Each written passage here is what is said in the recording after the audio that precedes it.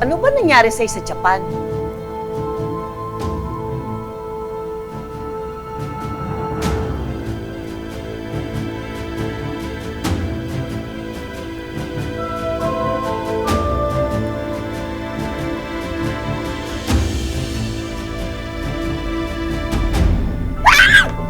Halimaw! Halimaw! Halimaw si Jenna! Maging sensitive ka naman. Ha?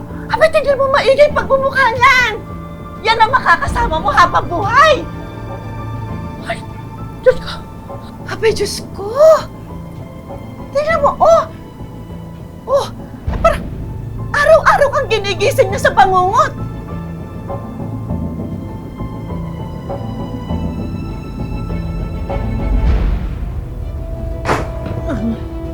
Gaya.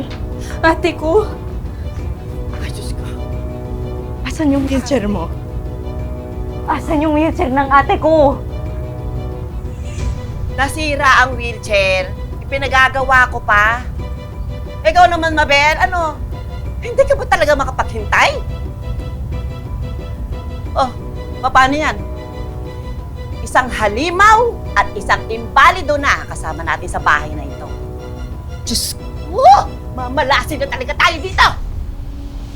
Arvin, huwag mo kami iiwan. Huwag mo kami pabayaan ngayon. Mas kailangan kita ngayon, Arvin. Kailangan ka namin ni ate. Ayusin ko na muna yung higaan mo, ha?